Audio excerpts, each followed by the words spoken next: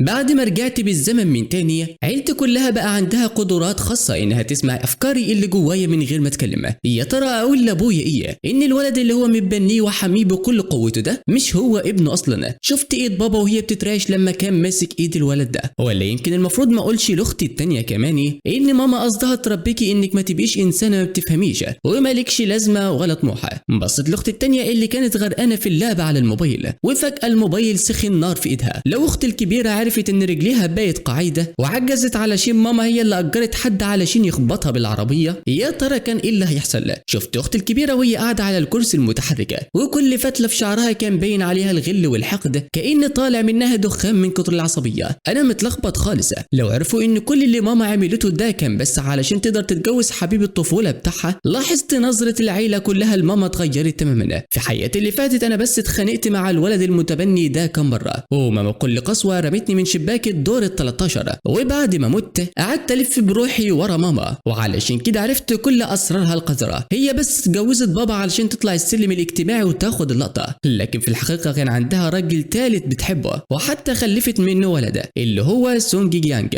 من ساعة ما ماما اتجوزت بابا وهي بتخطط وبتلاوع علشان تاخد كل املاك عيلتنا ليها، علشان تبني حياة غنية وسعيدة مع الراجل اللي بتحبه وابنها الغالي. بس اللي ما حصلش في الحسبان ان رجعت الحياة تاني في نفس اليوم اللي ماما جابت فيه سونج جيان للبيت علشان يتبنوه. ماما كانت بتجر سونج لبابا وبتقول له بلهفة: جيانج جام بسرعة سلم على باباك. سونج ما كانش قادر يحط عينيه في عينين حد، كان شكله زي الغزال المذعور اللي خايف من خياله. دراعه اللي بان بالصدفة كأنه مليان علامات ضرب بالكرباج، والمنظر الغلبان اللي بان منه انه مكسور الجناح ده هو اللي خلى بابا يصعب عليه في لحظتها. ومن وقتها بابا بقى بيعامله كأنه حتة منه، وحتى احسن مني، وكان خايف عليه من الهوا الطاير. وبابا لسه بيمد ايده علشان يمسك ايد جيجان. قلت لنفسي اعمل ايه؟ اقول لبابا ان سينج ده هو ابن ماما من ورا ظهرك. شفت ايد بابا اللي كان ماسك ايد الولد بيها وفجأة بيترعش، بص حواليه في الاخر عينه جت في عيني. بربشت بعيني وبصيت له ببراءة الاطفال. بابا كشر وافتكر انه بيتهيأ له او بيسمع هواجس. بعد كده سونج هيمل على كتف بابا وبيعيط بتمثيل علشان يخلي بابا يحن عليه ويتمسك بيه لحد ما يتمكن منه. وفي الثانية اللي بعدها شفت سونج بيرمي نفسه في حضن بابا ويصوت من العياط. في حياتي اللي فاتت بابا اتأثر جدا وطبطب عليا، بس في اللحظة ديت بابا ما كانش قادر ينزل دمعة واحدة، عينه كانت عليا انا وبس. بابا سألني لو كنت بتقول حاجة، قلت له لا ما قلتش، وانكرت كل الكلام. وبعدها على طول صوت الجواني رن في المكان، مش عاوز يعرف ان رجعت للحياة، اكيد هيفتكرني عفروت او مسخة. عين بابا برقت وبقت قد الفنجان، ووشه كان كل مزول. في اللحظة ديت ماما قربت وهي عاملة نفسها حنية وبتطبطب على جيجان وتقول له: جيجان خلاص ما تعيطش، من هنا ورايح ده بيتك. لفت وشها ليا وقالت لي: له هواية، خد جيجان ووريه قطة. وافقت بلساني بس من جوايا كنت ببرطم كمان شوية. سونج هيوقع نفسه من على السلم ويقول اني زقته، وفعلا واحنا في نص السلم فجأة اتمطوح ووقع. ماما جريت بسرعة وحضنته وسألته بلهفة: في ايه؟ جيانج قلبه وجع وتمثيل. ما تلوميش اخويا، له هواية، انا اللي اتكعبلت ووقعت. ماما زعقت فيا بحدة: له هاي جيجان بقى اخوك الصغير دلوقتي، ازاي تعمل في كده؟ هل احنا دلعناك زيادة عن اللزوم فافتكرت انك تقدر تعمل اي حاجة في اي وقت؟ بابا جه في اللحظة ديت وواضح انه ما كانش متنرفز زي ماما. جيانج لما شاف بابا قال له بسرعة: بابا بالله عليك ما تزعقش لاخويا، انا عارف انه لسه مش متقبل وجودي، اصل هو كان الابن الوحيد انا مقدره. في حياتي اللي فاتت جيانج عمل كده بالظبط، وخلى بابا يشيل مني ويفتكر اني ما عنديش رحمة. المرة ديت قلت لنفسي انا رحت في داهية خلاص هتعاقب تانية، ومهما شرحت مش هيسمعهم، الاحسن اكتم وخلاص. شفت نظرة بابا ليا كان فيها ندم وحزن، وفي اللحظة اللي بعدها بابا راح مديله قلم طرقة على وش سونج خلاه يلف حوالين نفسه من الصدمة. ماما وقفت متسمرة مكانها مش عارفة تنطق. بابا زقر بصوته كله: انا شفت كل حاجة بوضوح، انت اللي رميت نفسك، هو كمان ليك عين تتبلع على له هواي. مش غريبة ان هم رجعوا الملجأ تاني بعد ما تبنوك، فعلا الناس ليها حق والناس ما تستاهلش. طبعا تبني سونج كان قرار ماما، قالت انها شافته في الملجأ وهي بتعمل خير، وانه كان بيتعامل وحش وقلبها وجعها عليا، وبابا وافق علشان يرضيها. ماما وجيانج كانوا مرتبين كل حاجة بالملي، بس اتكشفوا من اول يوم. كان واضح ان ماما قصدت تداريها عن عين بابا علشان ما يشوفش الحقيقة. سونج جيانج خاف من بابا وبدأ يبص لماما علشان تنقذه. ماما قعدت تبرر وتقول له انه بيتهيأ له حاجات علشان كان بيتعامل وحش زمان، وان بابا كبر الموضوع. بابا كان هيفضح تمثيلية ماما، بس سمع صوت الجواني بيقول: لو فضحتها دلوقتي دلوقتي هتنكر، وهيبقى كأننا بننبه الثعبان. ماما لسه معاها اسهم كتير في الشركة. بابا اتفاجئ، وفي قلبي كنت فاكر ان اخواتي البنات هيقفوا مع ماما علشان هي دايما بتمثل دور الام الحنينة وبابا هو الشديد. لو الموضوع كبر ممكن يساعدوها ضد بابا. بابا سكت وحس ان كلامي صح، كتم غيظه وقال مش عاوز اشوف الحركات دي تانية. جيانج هز راسه كأنه مظلوم. بابا ندى على عمه ووه ياخده للأوضة. ماما حاولت تشرح اكتر بس بابا مسك ايدي ومشينا من غير ما نبص ورايا. ماما كانت مصدومة، كانت متعودة بكلمتين تثبت بابا، بس المرة دي تجاهلها تماما. ضحكت ضحكة صفراء، هي مش عارفة ان ايامها الحلوة بتخلص. بابا خدني للأوضة وسألني بجد، لو هاي قول لي انت عارف حاجة عن ماما؟ عملت نفسي بريء وهزيت راسي، ما اعرفش، بس من جوايا قلت ما ينفعش اقول، بابا هيتدمر. في حياتي اللي فاتت لما قلت له قال لي اني صغير وبألف قصصها واني بتبلى عليها. انا خايف بابا ما يحبنيش تانية. عين بابا دمعت من الوجع والندم وقال له هاي انت ابني وفي الدنيا ديت انت اكتر حد يهمني. حضني جامد. بابا ما ضغطش عليا، بس بعدها بدا يبعد عن ماما وجيانج، بقى بيروح الشركه كتير، وماما وجيانج بداوا يقلقوا. وبعد العشاء كانوا بيتوشوشوا. جيانج سال ماما مش قلت لي ان الراجل ده سهل يضحك عليه، بس مهما اعمل هو بارد معايا. ماما ردت معرفش، كانه بقى حد تاني، يمكن ديت مراهقه متاخره، فكك منه، بكره اختك التانيه راجعه وهي هبله، اضحك عليها هي. جيانج وعدها انه هياخد مكاني وهياخد الاملاك بوضع اليد. ماما قالت له ما تخافش، له وايد عيل خيب متربي في دفا، مش قدك خالص. جيانج كان واثق في نفسه قوي. في حياتي اللي فاتت فعلا غسل مخي وخلاني افتكر اخويا بجد، بس في الحياه ديت مالوش عندي نصيب. وتاني يوم اختي لو مانجان رجعت، كانت بنتي تختوخه وبتحب الاكل السريع والالعاب وبس. ماما كانت دايما بتقول لها خليكي هانم وعيش حياتك، فهي فقدت الطموح وبقت مستنيه الموت. جيانج جرى عليها وبدا يثبتها بالكلام اللي بتحبه وقال لها ما تقوليش لبابا. اختي فرحت جدا لان بابا كان بيمنع الحاجات ديت، بس في اللحظه ديت سمعت صوت جوايا الداخليه، هو انا شايف اختي التانيه والسونج جانج عمالين يتعاملوا بقرب كده. بوست وبرطمت في سري وقلت اختي التانيه بقت دبه اصلا ولسه برضه عاوزه تاكل الاكل الزفت ده، هي بجد عايزه تفضل تخينه طول عمرها. شفت وش اختي اللي كله غل وهي بتضحك، فجاه كشرت واتخضت، لفت راسها وبصت لي وعينيها مبرقه. حتى العيل اللي عنده 3 سنين عارف ان كتر الاكل السريع ده بيضر مع الوقت. هي عمرها ما سالت نفسها ليه ماما وسونج عمالين يحشوها بالاكل ده ويضغطوا عليها تاكل. اختي سالتني بغضب انت بتقول ايه؟ انا ما قلتش ولا كلمه، ووشي كان كله براءه وهدوء. اختي استغربت لانها بجد ما شافتش فتحه بقي ولا نطقت، بس في اللحظه اللي بعدها سمعت صوت في داخلي يمكن ما كانش مفروض اقول لاختي التانيه، هي ماما قصدت تربيكي انك تبقى فاشله ومالكيش اي لازمه في الدنيا. اختي بصت لي وهي مصدومه اكتر بكتير. كملت كلامي في سري، بس اختي التانيه في الاخر هيجي لها سرطان في الرئه من كتر الاكل الزفت ده، ولما تموت مش هيبقى فاضل فيها غير الجلد والعظم. اختي عينيها وسعت وبصت لي وهي مش مصدقه خالص. لفيت ومشيت وانا بفكر وانا ماشيه خليها قريبه من ماما وسونج نيان، كده كده دلوقتي سونج هنا وهي مش هتحبني تانية. له هوايه. اختي التانيه نهت عليا، لفيت راسي وقلت لها ايه يا اختي في ايه؟ هي ترددت ثانيه كانها بتسالني سؤال لو كانت متخيله ولا ده بجد، وقالت لي انا جبت لك هديه قبل ما سونج نان يجي البيت، كنت انا اللي الكل بيدلعني، هو كل العيله كانت بتهديني وبتفسحني، حتى اختي المتمرده ديت ما كانتش استثناء. رحت لها بالراحه وراحت مدياني كوتش اصدار محدود. عجبك؟ قلت لها وهزت راسي بس من غير حماسه، وقلت في سري هي طيبه معايا دلوقتي ليا، بس شويه وهتبقى طيبه مع سونج نيان بس، وحتى الكوتش ده هو اللي هيخطفه مني. اختي اللي هتفتح بقها وتقولي ازاي بس ده انا جايبه لك انت. راح سونج نيان داخل في الكلام فجاه وقال ياه عمري ما شفت كوتش حلوه كده في حياتي، حاسس اني بحلم. اختي بصت له بضيق بس هو كمل بوشه كل اعجاب وتمثيل براءه. اخويا له هواي محظوظ قوي، اختي التانيه كويسه معاك جدا، لو كان عندي كوتش جامد زي ده العب بيه باسكت كنت هبقى اسعد واحد في الدنيا. في حياتي اللي فاتت سونج استخدم نفس حته الغلب والتمثيل ده علشان يضحك على اختي، وهي وقتها قالت لي بكل كرم اديله الكوتش وانا هعوضك بغيره. في الحقيقه ما بعتتش حاجه بعدها، وكل الدلع اللي كان ليا هو اللي خده. المره ديت مستني اختي تتكلم، ورحت مديله الكوتش في ايده وقلت له لو عجبك خده. قلت في سري كده كده لو ما اديتهولوش اختها هتقعد تقنع فيا ان انا اديهوله، وانا مش عاوز احرجها ولا احطها في موقف وحش. سونج وشه نور من الفرح بجد، شكرا يا اخويا. في اللحظه ديت افتكرت هو هيروح يوسخ الكوتش قصده ويلبسه لي ويقول لي اني بوظته زي ما عمل في حياتي اللي فاتت بالظبط. حطيت علبه الكوتش في ايده، واول ما سبتها العلبه وقعت على الارض، الكوتش وقع منه وجاي في وسط طينه. في نفس الوقت سونج نيان قعد يصرخ صرخات دراميه، يا لهوي الكوتش الحلو ده اتوسخ كده ازاي؟ ليا، ده الكوتشي اللي كنت بحلم بيه من صغري يا اخويا، حتى لو ما كنتش عاوز تديهولي ما كانش مفروض ترميه على الارض قاصد بعد ما قلت الكلمتين دولت. وبصيت لاختي بسرعه، يا اختي ارجوكي ما تبقيش تلوميني، انا متاكد انه مش قاصد. اختي ردت عليه باستغراب حقيقي، وانا هلوم له واي ليا، لدرجه ان نظرتها كلها كان فيها قرف وندم. سونج ارتبك وما كانش فاهم ايه اللي بيحصل. هو كان حاسبها ان اختها هتتهزق وتقول عليا عيل لئيم،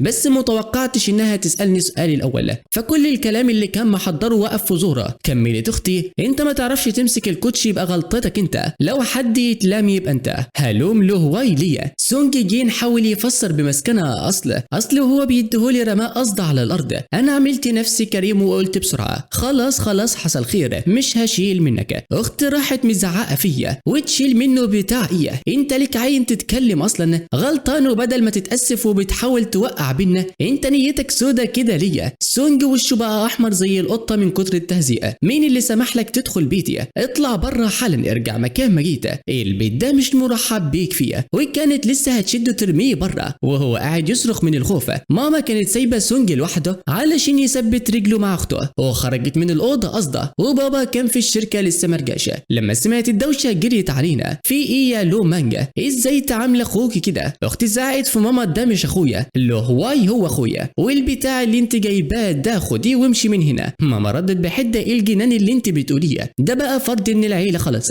انت كبرتي ولسه عقلك صغير كده. وراحت واخده سونج في حضنها، اخوكي تعب نفسك وجاب لك اكله، وكان هيتسك مع ابوكي علشان يشتري لك الحاجات ديت، وانت في الاخر نكره الجميل. ولما ماما طلعت كيس الاكل شفتي اختي هتنفجر من الغيظ ومش عارفه ترد، كانت عاوزه تصرخ في ماما، بس في اللحظه ديت سمعت صوت في سرها تانية. ما تتخانقيش مع ماما دلوقتي، الخناق مالوش لازمه، هي جابت سونج علشان يسرق ورث العيله، انت لازم تشغلي دماغك وتغيري حياتك علشان تطلعيها من حساباتك خالص في الاخر. اختي جمدت مكانها، والكلام اللي كان هيطلع بلعته، وقالت جمله واحده على العموم، اخويا الوحيد هو له هوايه، وراحت شداني ومشى. سابت ماما وسونج بيبصوا لبعض وهما مش فاهمين اي حاجه، مستغربين العيله اللي فجاه بقت واعيه وصاحيه كده، وما حدش عارف يضحك عليهم. ولما دخلنا الاوضه رمت كيس الاكل كله في الزباله، ومسحت كل الالعاب اللي على الموبايل كانها افتكرت حاجه، وبصت لي وسالتني بجد يا له هوايه، انا كنت مخبيه ظنك فيا زمان. هزت راسي بسرعه علشان اشجعها، ابدأي، انا عارف ان اختي التانيه احسن واحده في الدنيا. وقلت في سري، اختي كانت بس مخدوعه شويه، انا عارف انها ذكيه جدا وهتبقى حاجه في المستقبل. اختي ابتسمت وكان باين عليها التاثر، وقالت له هواي، اختي التانيه هتموت نفسها على الشغل علشان تبقى ناجحه من النهارده، واوعدك مش هخلي حد يلمسك بعد كده. قلت لها انا مصدقك يا اختي، وهزت راسي بقوه. اول حاجه عملتها انها راحت المستشفى، عملت فحص كامل، وجابت مدرب خاص وعملت نظام تخسيس، وقضت الاجازه كلها بتذاكر وتخس. ماما وسونج بقوا هيتجننوا، هما لسه ما عملوش حاجه زي بابا واختي اتغيروا كده. بابا اللي ما كانش بيروح الشركه وسايب كل حاجه لماما رجع تاني، وماما اللي كانت خلاص تسيطر على الشركه بمجرد ما بابا ظهر، المساهمين والمديرين اللي كانوا ماشيين قلبوا عليها ومحدش بقى يعمل لها اي حساب، وكلهم بقوا تبع بابا. ماما كانت هتفرقع من الغيظ، وسمعتها بتشوشر سونج بلوم، جرالك ايه؟ مش قلت لك تعالى اخطف العيله ديت؟ بوظت كل حاجه ليا كده، خطتنا باظت، هجيب ابوك ازاي يعيش في العز ده؟ سونج قعد يعيط وقال لها بكسره مش عارفه، عملت كل اللي قلت لي عليه بس ما حدش مصدقني. ماما قررت تلعب اخر كارت معاها، اختك الكبيره راجعه في العيد، هي اكتر واحده بتثق فيا، لازم تخليها تحبك وممتنه ليك، سيبك من الباقي دولت اصلا فاشلين، اختك الكبيره هي الوريثه الوحيده للعيله. سونج وعدها انه يعمل احسن ما عنده، كانه مش عاوز يخسر قدامي، هو دايما حاسس انه احسن منه في كل حاجه، وانه بيعرف يمثل احسن. في حياتي اللي فاتت لما ماما رمتني من فوق السطوح، هو قاعد يتريق عليا ويقول انه محتاج صباع واحد بس علشان يخسرني في كل حاجه. في السنه اللي وقعت فيها ومت على طول، بابا واخواتي كانوا زعلانين جدا عليا، بس بعدها بفتره سونج ضحك عليهم بلسانه الحلو، وبعدها ماما وسونج قضوا عليهم كلهم. لما افتكرت اللي حصل في حياتي اللي فاتت جزيت على اسناني بقوه. المرة ديت جه وقت الحساب لأمي وسونج. قبل راس السنة بأسبوع أختي الكبيرة لو جونج رجعت من برا بعد ما كانت بتتعالج من نص سنة. فرامل عربية أختي فجأة باظت، وده أدى إنها عملت حادثة طريق جامدة جدا. أنا وبابا كنا مسافرين برا، وأختي التانية كانت في البيت قاعدة بتلعب جيمز. أمي كانت أول مرة تجري وتروح لأختي الكبيرة. سمعت إن الدنيا كانت بتمطر بغزارة وقتها، والطرق كانت متدمرة، والإسعاف ما عرفتش توصل لمكان الحادثة أصلا. أمي هي اللي شالت أختي على ظهرها بسرعه ومشيت بيها كيلومترات لحد ما وصلتها للاسعاف. الموضوع ده كله حتى اتصور بالصدفه من الناس اللي ماشيه، والكل قاعد يمدح في عظمه حب الام. عيلتنا كلها وقتها حست بحنين ومحبه زياده تجاه امي، بس الحقيقه ان الحادثه ديت كانت من تدبر امي، وهي اللي اجرت شخص علشان يخبط اختي، علشان اختي الكبيره كانت هي الوريثه، وامي كانت عاوزاها تموت في اسرع وقت ممكن. لو اختي الكبيره ماتت واختي الثانيه كانت صايعه وملهاش لازمه، هبقى انا الوحيد اللي فاضل. وفي نظر امي انا كان سهل قوي يتصرفوا معايا، كانت محتاجه بس تجيب سونج البيت علشان ياخد مكاني، وبكده في الاخر ثروه العيله ديت تروح لجيوبها هي وابنها بالحق والقانون. بس اللي حصل وما كانش في الحسبان ان اختي ما ماتتش في وقتها، امي اصلا ما كانش عندها نيه تنقذها، بس لما الناس صوروها ما كانش قدامها حل غير انها تعمل التمثيليه والمشهد الحزين ده. اختي الكبيره دخلت المستشفى ولقحوها في الطوارئ، وفي الاخر عاشت بس برجليها متكسحه. امي اقترحت ان اختي تسافر تتعالج برا، وقالت ان الاجهزه الطبيه هناك احسن وهتساعد اختي تخف بسرعه، حتى انها هي اللي ساعدت وكلمت احسن مستشفى خاصه هناك، والنتيجه كانت معروفه. عدى نص سنه ورجل اختي ما ظهرش عليها اي تحسن. يا اختي الكبيره اخيرا رجعتي، وحشتيني قوي. سونج جرى على اختي الكبيره وهو بيضحك وبيتلوى زي التعبان، وقال كنت دايما بسمع ماما بتتكلم عنك وبتقول انك عاقله ورزينه وزي القمر، فعلا اللي يسمع 100 مره مش زي اللي يشوف مره واحده، انت اصغر واجمد بكتير مما كنت متخيله. بسبب عجز رجليها اختي بقت فاقده الثقه في نفسها جدا، وحتى بعد ما انعزلت شويه في فتره من الفترات انا وبابايا كنا بنسافر كتير علشان نزورها، بس كانت دايما بتطردنا، ما كانتش عاوزه تشوف حد، والوحيده اللي كانت بترضى تقابلها هي امي. وفي الاخر ما بقاش عندنا جرأه حتى نروح نزورها. دلوقتي طريقه سونج الهجوميه ديت خلت اختي مش مرتاحه، بس شكلها ما قدرتش تقاوم حماس وفرحتها. عيني كانت مليانه فرحه. يا اختي انت بقالك كتير في الطياره، اكيد تعبتي، سيبيني اعمل لك مساج لظهرك. وهو بيتكلم بدا بحماس يعمل مساج لظهر اختي، وقعد يسالها لو كانت مرتاحه. انا كنت عارف انك راجعه فمخصوص رحت اتعلمت مساج، والمدرب علمني كمان ازاي اعمل مساج للرجلين علشان احسن الدوره الدمويه، ومن النهارده هعمل لك مساج كل يوم ماشي. شفت اختي الكبيره المكسوفه شويه، بس في الاخر وافقت وهي مبسوطه. المره ديت ما كنتش بفكر في حاجه، سبت سونج يعيش اللحظه ويفتري بلحظه. في مثل بيقول كل ما تعلي الوقعه بتوجع اكتر، لو ما دوقتوش طعم الحلاوه ازاي هرميهم في طريق مسدود في الاخر. بعد كده سونغ قرر يضحك على اختي الكبيره بسرعه. في الاول كان مهزوز، بس من ساعه ما اختي قابلته وهو ماشي بيتنطط زي الطاووسه وبقى مال البيت حركه. امي كمان ارتاحت، ابنها اللي تعبت في تربيته سنين مش ممكن يطلع ملوش لازمه ولا حتى يتقارن بيا. وبداوا بقى يظهروا خطوطهم الكبيره. حفله عيد ميلاد سونج ال15 كانت قبل راس السنه بيومين، امي مسكت الليله علشان تعمل لسونج حفله فخمه في البيت، وعزمت كل القرايب والصحابه وكانها بتقدمهم ليهم رسميا. بابا ما وافقش، هو اصلا ما بقاش طيقها وبقى بيقرف منها جدا. ما فيش حد يرضى يربي ابن مراته غير الشرعيه، وعلشان ما يلفتش الانظار بابا استحمل وخلاص، بس ما اداش اي مساعده في تجهيزات حفل سونج وساب الليله كلها لامي. الباب اللي يجيلك منه ريح سد واستريحه. امي طبعا كانت طايره من الفرحه وحطت كل قلبها وروحها في الحفله ديت. ويوم عيد الميلاد البيت اتملى ناسا. امي عزمت كل القرايب والصحاب المهمين علشان يحتفلوا بسونج. الفيلا الكبيره بقت زحمه جدا. سونج كان لابس بدله بيضه شيك قوي وماشي جنب امي وهي بتعرفه للناس بكل حماسه. بابا ما قدرش يستحمل المنظر ده، قالوا انه مشغول وطالع قطه. اختي التانيه ما نزلتش خالص وقالت انها لازم تذاكر، بس اختي الكبيره اللي عمرها ما حضرت حفله في ساعتها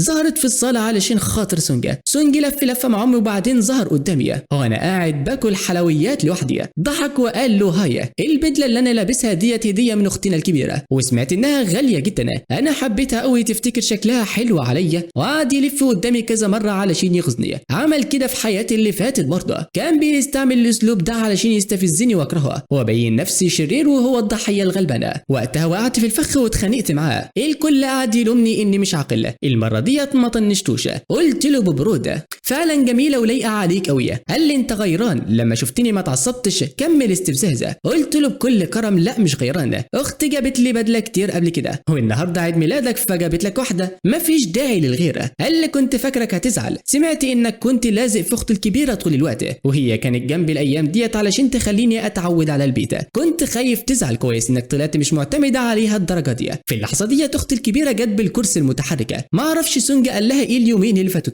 بس واضح انها بقت عاوزه تحميها. لما شافتنا لوحدنا خافت اكون بضايقه فجت بسرعه. سونج طبعا شافها وحبس النبض وقال الكلام ده علشان يسمعها ان حبي ليها مش زي حب هو. مش ماما قالت انك لسه جديد وكلنا لازم ناخد بالنا منك؟ انت فاكرني بجح زيك وعاوز احتكر اختي لنفسي؟ سالته وانا عامل نفسي مستغربه. سونج اتكسف تانية وبعدين قلب الترابيزه عليا. انت بتلومني ان اخدت اختك منك، بس انت لسه قايل انك مش ممانع. وبدا يمثل انه مكسور الجناح. اختي لما شافته زعلان كده سالت بصوت واطي في ايه؟ سونج قال بتماسكن مفيش، هعرف حدودي بعد كده. يا لو هاي ما تزعلش، انا جيت البيت ده علشان ابقى وسطكم مش علشان ابوظ الدنيا. حتى لما سمعت الكلام ده تاني مره ما قدرتش امسك نفسي من الضحكه. قد ايه سونج ده بجح علشان يقول كده. اول ما اختي لفت وشها هو خبى رجله وقطع حته من بنطلونه وبين فخده وبدا يصرخ فيا وهو بيمثل انه منهار. لو هاي ازاي تعمل فيا كده؟ الخناقه الصغيره ديت لفتت نظر اختي وامي كمان. امي كانت مجهزه كل حاجه الليله ديت، واول ما سونج صرخ الكل بص علينا. سونج بان انه منهار ومكسوف جدا. اختي الكبيره قلعت الجاكيت البدله بتاعها اللي كانت لابساه وادته له، وهو خده بتمسكن ولف حوالين وسطه وبان زي الغزال المكسور اللي الكل بيشفق عليه. امي جت تسال في ايه. هو سونج كان بيتراش ومش قادر يتكلم قدام الناس. امي سالت اختي الكبيره واخت رد بوضوح ورمت اللون كله عليا. لو هاي قطع بنطلون جنجنيان. امي قالت لي ازاي تعمل كده في اخوك؟ النهارده عيد ميلاده ومش قادر تنسى غيرتك، ولو اليوم بقاله 15 سنه ما شافش عيد ميلاد عدل. وفي اللحظه ديت الناس بدات تتشوشر وتقول اني ولد مدلل وبايظ وبحرج اخويا قدام الناس. شفت في عين امي وسونج ضحكه شماته مكسوفه. افتكروا ان خطتهم نجحت. بدات اتكلم مع اختي بهدوء. مهما شرحت دلوقتي مالوش لازمه صح. حتى اكتر اختي بحبها فاكره اني دوست على البنطلون بتاعه قصده. شفت اختي اتسمرت في مكانها، كان باين عليها انها محتاره ومستغربه ليه هي سامعه صوتي بوضوح رغم اني ما فتحتش بقي. كملت كلامي عادي لو اتظلمت، بس مش عاوز اختي تفضل مخدوعه من امي. لو اختي عرفت ان رجليها اتكسحت علشان امي هي اللي اجرت واحد علشان يخبطها بالعربيه هتعمل ايه؟ هي بتحب امي قوي ومش عاوزه قلبها يتكسر. اختي تعبير وشها اتغير خالص وايديها اتجمدت من الكرسي وهي بتتراش من الغضب. سونج كان واقف جنبها وافتكر انها غضبانه مني انا، فكمل تمثيل. لو هاي لو انت كارهني قوي كده انا ماشيه من البيت. كفايه عليا السعاده اللي شفتها الشهر اللي فات، اني بقيت في وسط اب وام واخواته. انا خلاص مبسوط ومش عاوز اكتر من كده. هو مش عاوز اضايقك، ولو انت مش مبسوط حتى لو انا حبيت البيت ده مش هعرف اكون سعيد فيه. الكلام ده خلى القريبين كلهم يقلبوا عليا، وسونج بقى واثق في نفسه اكتر وهو بيقول يا جماعه ما تتغاضوش على لو هاي، انا مش عاوز ازعله وجودي في البيت ده ممكن ملوش لازمه. سكت شويه وشكله كان حزين ومكسور وبدا يتكلم وقال انا في الاخر مجرد طفل متبني وعمري ما كنت جزء من العيله ديت من الاساس. يا جماعه ارجوكم كفايه تهزيء في لو هاي. لو هو مش طايق وجودي يبقى الاحسن ان امشي في سكاته. انا اللي جبت لكم المشاكل ديت. الام بصت له باصرار وكانت ماشيه على نفس النغمه بتاعت سونج وقالت يعني انت شايف انك مش جزء من العيله؟ سونج رد بوجع وقال انا ما املكش اي حاجه في البيت ده وعمري ما قدمت اي حاجه للعيله ديت. الام قالت بقله حيره ازاي بس مهزوز في نفسك كده؟ يا ماما ارجوكي رجعيني الملجا الليله ديت، ده هو ده مكاني الاصلي. الام كانت قلقانه جدا وكان باين على وشها انها هتموت وتقعد بس مش لاقيه طريقه. كانت زي النمله الحيرانه. لو ما كنتش عشت الكلام ده قبل كده في حياتي اللي فاتت كنت اتخميت في نفسي والله. خساره ان امي ما بقتش ممثله وبتاخد جوائز. بقالها اكتر من 20 سنه بتمثل في العيله بتاعتنا ببراعه ومن غير ولا غلطه. الحقيقه انها مش امي الحقيقيه. امي ماتت في حادثه وانا لسه ما كنتش كملت سنه، وهي كانت مجرد مديره صغيره في شركه بابا. ولما عرفت ان بابا ارمل بدات تطرده بكل قوتها علشان توقعه في شبكه. قبل كده بابا ما كانش بيعتبرها خالص لانه كان بيحب ام الله يرحمها، بس ما قدرش يقاوم الالاعيب بتاعتها. بدات تتقرب منه من اخواتي البنات وهي كانت بتعاملنا حلوه قوي لدرجه ان كلنا اتخدعنا في نيتها. وانا عندي 3 سنين جالي سخونيه جامده جدا، وبعد ما امي ماتت بابايا كان شايل الشغل كله لوحده. واليوم ده حصل مشكله كبيره في الشركه وما عرفش يسيبها، وهي اللي اتطوعت وودتني المستشفى. ولما بابا خلص وراح هناك لقاها نايمه جنبي على السرير وهي واخده بالها مني. ومن هنا بابا بدا يحن لها، وحتى قرايبنا وقرايب امي الحقيقيين نصحوهم يتجوزوا، وفي الاخر بابا وافقوا واتجوزوا. ويوم الفرح حلفت قدام الكل انها تحب بابا طول عمرها وهتاخد بالها مني انا واخواتي، وقالت انها مش هتخلف وهتعتبرنا ولادها الحقيقيين. وفعلا فضلت ماشيه على كلمتها اكتر من 20 سنه وما خلفتش. وفي وقت من الاوقات بابا فكر يخلف منها علشان يسيب لها حد من دمها، بس هي رفضت وقالت اننا احنا اللي من دمها. وبابا لما شاف اصرارها ما ضغطش عليها، بس حبه ليها زاد يوم بعد يوم. وبعد كده بقينا كلنا بنناديها ماما، والناس كانت شايفاها ست وفيه وفية وعظيمة، ومحدش كان يتخيل ان ده كله تخطيط شيطاني، وهي ما خلفتش من بابا اصلا علشان هي عندها ابن من حبيبها بتاع زمان، وما كانتش عايزة اي خلفة تربطها ببابا. هي من الاول كان هدفها تدمر عيلتنا، وفي حياتي اللي فاتت نجحت بالفعل. سرقت الشركة بتاعت بابا وخلته ينتحر من فوق عمارة، وسابت اختي الكبيرة المشلولة تواجه مصيرها لوحدها برا، وشافت اختي التانية وهي بتموت من المرض، وهي اللي رمتني بايدها من فوق السطح وقتلتني. وفجأة حد في القاعة زعق وقال ما الموضوع بسيط، هو سونج مش حاسس بامان في البيت، خلاص ادوله امانة، ادوله اسهم في مجموعة لوا، وساعتها ما حدش هيقدر يفتح بقه ويقول انه مش من العيلة ديت.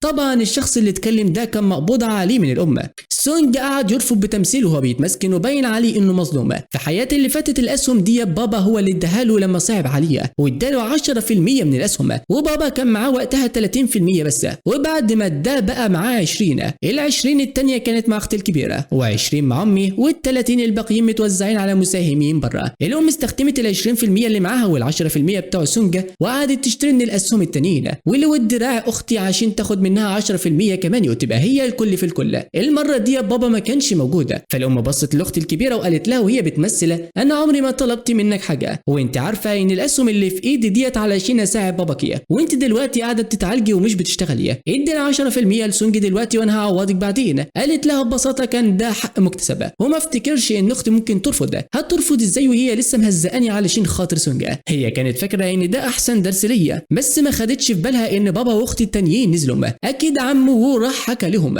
وهم نزلوا بسرعة علشان خايفين عليا. وفي اللحظة ديت العيلة كلها سمعت صوات الداخلية، لو اختي ادتهم الاسهم الام هتبقى قريبة خطوة كمان لسرقة ثروتنا. والحقيقة ان رجل اختي مش مستحيل تخف، بس الام هي اللي كانت بتبوظ العلاج، والدكاترة اللي بره هي اللي كانت مظبطاهم. انا كنت محتار، لو عرفوا ان الام عملت كل ده علشان تتجوز حبيبها القديم العيلة هتتفكك تماما. شفت نظرات العيلة للام اتغيرت خالص، واختي الكبيرة كانت هتنفجر من الغيظ، وسونج لسه بيمثل قدام اختي ويقول يا ماما مش هاخدهم، ازاي اخد اسهم اختي الكبيرة؟ يا اختي ما تسمعيش كلام ماما. وقام رايح يمسك ايد اختي، وفي ثانية رزعته زقة خبطته في الارض. الكل وقف مصدوم، حتى هو من الصدمة نسى يصرخ من الوجع. الام صرخت ايه اللي عملتيه ده يا لوا؟ ازاي تعاملي سونج كده؟ انت جرالك ايه؟ اختي بصت لها باحتقار كانها عاوزة تقطعها 100 حتة. انا رحت مسكت اختي وقلت في نفسي اختي ما عندهاش دليل دلوقتي ومحدش هيصدقها، وكده شكلنا قدام الناس بنفترى على سونج، وسونج ما يستاهلش نبهدل سمعة العيلة علشانه، والبيت فيه كاميرات وممكن نعرف الحقيقة منها. اختي حاولت تهدي نفسها، والام فضلت تهزق وتقول ان اختي اخلاقها باظت بعد الحادثة، والناس بدأت تصدقها لحد ما اختي طلبت من عمه وهو يفرغ الكاميرات.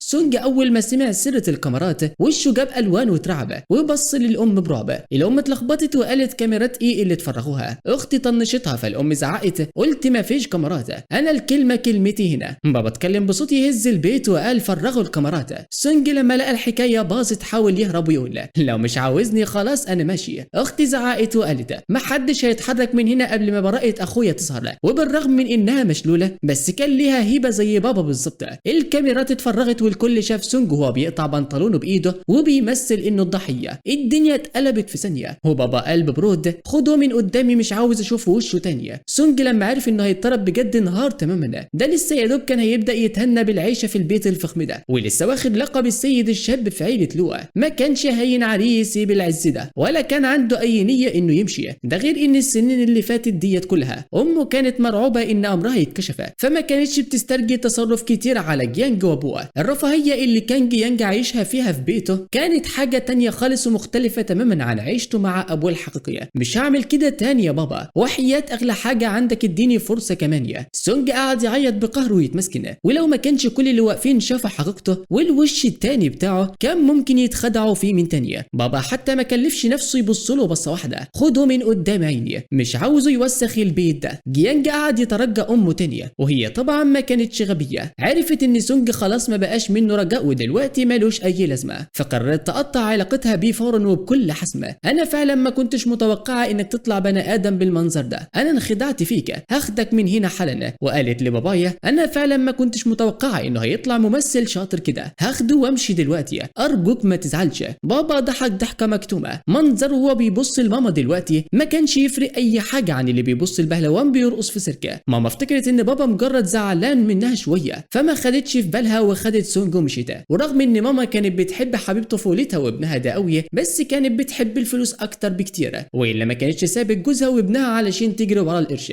بعد ما سونج اتطرد المره ديت مش هيشوف يوم عدل، واكيد ماما هتشيل الليله كلها وتلومه على كل اللي حصل له. وطبعا بالنسبه لعيلتي كل ده ما كانش مهم، المهم كان ازاي نخلي ماما تطلع من المولد بلا حمص وتواجه الجزاء اللي تستحقه. بعد ما ماما خدت سونج ومشيت، اول حاجه عملتها قدام الضيوف انها اعتذرت لعيلتي كلها ومثلت انها ندمانه ومكسوره وصورت نفسها انها ضحيه بريئه، وقالت انها ما كانتش تعرف ان سونج بالبجاحه ديت، وانها هي كمان انضحك عليها، وانها كانت بتعامله احسن معامله وعلشان كده مشاعرها اتجرحت قوي. بابا بس كرر كلامه وقال اكتر واحد اتظلم وتعب هو لو هاي، ده كان هيتورط في مصيبه بسبب سونج جيانج. ماما قعدت تهز راسها وتقول ايوه بالفعل عندك حق، لو هاي هو اكتر واحد تعب وده كله غلطي، انا بعتذر لك يا حبيبي، وعدي مني مش هحن قلبي تاني ولا هتبنى طفل ابدا، انت ابني الوحيد. انا كنت عاوز اضحك بسخريه بس مسكت نفسي. وبابا قال لها بما انك تسببت في اذى فالكلمتين الاعتذار دولت مش كفايه، لازم يكون في تعويض حقيقي. قالت له بلا فخلاص يا لوهاي قول لي انت عاوز ايه وانا هدي لك اي حاجه. قالت كده بوش كله براءه، فسالتها اي حاجه؟ قالت لي طبعا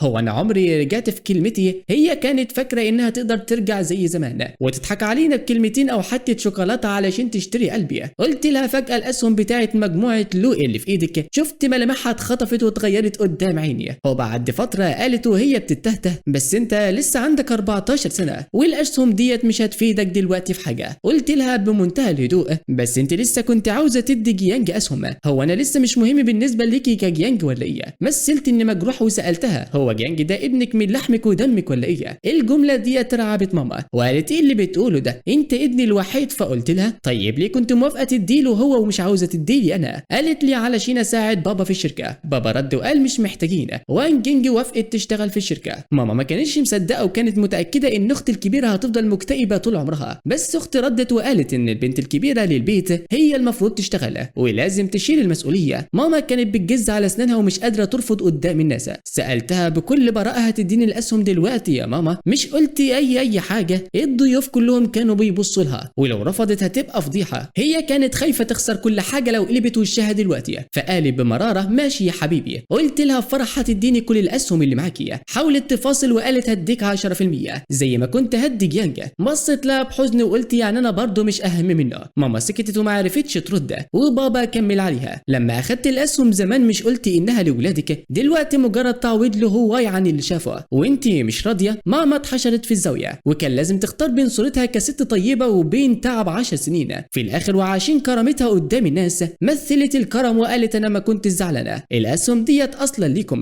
وكنت مفكر ادي مانجوا وهي كمان 10%، بس مانجواي رفضت وقالت مش عاوزه اديهم للو هاي. ماما سلمت بالامر الواقع وبابا ما جابش ورا وطلب المحامي ومضى على ورق التنازل فورا. ماما اكيد كانت هتموت من الندم، كانت جايبه جيجيانج علشان يسندها. احمد خسرت كل حاجه بس بالنسبه لينا ده لسه قليل، فحياتي اللي فاتت هي دمرت عيلتي وفي الحياه ديت لازم تدفع الثمن غاليه. بعد كده الحياه رجعت طبيعيه شويه، بس ماما بدات تتوتر لانها فقدت السيطره على الشركه. وفي ليله قالت ان عندها قريب تعبان في بلدها وسافرت، بس في الحقيقه هي اجرت عربيه في السر ورجعت الفجر والكل نايم وولعت في الفيلا علشان تحرقنا كلنا. النار اكلت البيت بالكل والمطافي قعدت الليله كلها تطفي فيها. وتاني يوم ماما جت وهي بتعيط وصرخت وبتمثل انها هتموت من الوجع وتقول يا ريتني كنت معاكم، حياتي ملهاش لازمه من غيركم. كانت فاكره اننا متنا وهي الوريثه الوحيده، بس في اللحظه ديت نادينا عليها يا ماما. جسمها اتنفض وبصت وراها وشافت عيلتي كلها سليمه وقعت من طلع من الرعب. قالت انت عفريت. قلت لها احنا لسه عايشين، كنا في رحله على البحر ولسه راجعين.